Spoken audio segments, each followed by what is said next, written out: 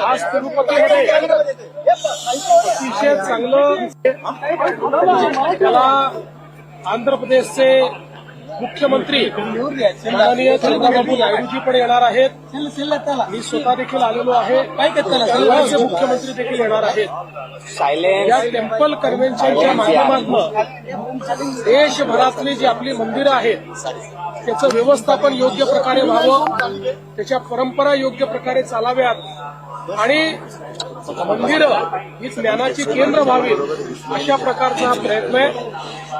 आमचे प्रसाद लाड यांनी याच्यामध्ये खूप पुढाकार घेतलाय म्हणून त्यांचे मी अभिनंदन करतो. आणि त्याच निमित्ताने आज भगवान बालाजींचं दर्शन घेण्याची संधी मिळाली. आपल्याला माहिती आहे की भगवान बालाजी जे आहेत ते सर्वांच्या मनोकामना पूर्ण करतात, सर्वांना भरभरून आशीर्वाद देतात. त्यामुळे पहिल्यांदा तर त्यांनी जो आशीर्वाद निवडणुकीत दिला त्याबद्दल त्यांचे आभार मानलेले आहेत आणि पुढे आपलं राज्य योग्य प्रकारे चालावं या दृष्टीने त्यांनी शक्ती द्यावी असे आशीर्वाद मागितलेले आहेत. सर हिंदी में जानना चाहेंगे आप जो है आज आंध्र प्रदेश और एक तिरुपति में बहुत ही सुंदर टेम्पल कन्वेंशन आयोजित किया गया है. ये देश का दूसरा टेम्पल कन्वेंशन है. इस कन्वेंशन में आंध्र प्रदेश के मुख्यमंत्री आदरणीय चंद्रबाबू नायडू जी भी आएंगे, गोवा के मुख्यमंत्री प्रमोद सावंत जी भी आएंगे, मैं भी यहाँ पर आया हूँ. इसके आयोजन में हमारे प्रसाद लाड जी ने बहुत अहम भूमिका निभाई है. ये टेम्पल कन्वेंशन देश भर के हमारे जो मंदिर है उसका व्यवस्थापन ठीक ढंग से हो, उसमें जो सारी व्यवस्था है वो अच्छी हो, भाविकों की व्यवस्थाएं अच्छी हो और हमारे मंदिर ज्ञान का केंद्र बने. इस दृष्टि से ये बहुत महत्वपूर्ण कन्वेंशन हो रहा है.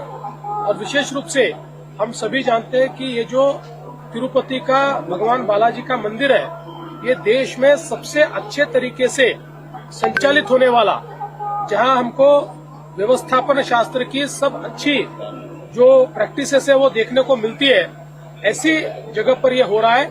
और इसी निमित्त से भगवान बालाजी के भी दर्शन मैंने लिए हैं. हम सभी जानते हैं कि भगवान बालाजी सभी की मनोकामना पूरी करते हैं, सबको आशीर्वाद देते हैं, सबको बहुत उनका एक स्नेह मिलता है. ऐसा ही स्नेह हमको चुनाव में भी मिला और आगे भी सबका हम लोग भला कर सके, हमारे राज्य का, हमारे देश का और सभी जनता का हम भला कर सके इस दृष्टि से उनसे आशीर्वाद मांगा है. आज देवाभाऊ पण आहेत आणि तुम्ही पण आहात, प्रसाद भाऊ पण आहेत, त्यामुळे वर्षामध्ये अगदी सांकेतिक म्हणावं महाराष्ट्राच्या उद्धारासाठी महाराष्ट्राच्या उत्थानाकरता महाराष्ट्रातला जो प्रत्येक व्यक्ती आहे त्यालाही बालाजींचा आशीर्वाद मिळावा आणि त्याच्याही जीवनामध्ये परिवर्तन व्हावं अशा प्रकारचाच प्रार्थना केलेली. थँक्यू.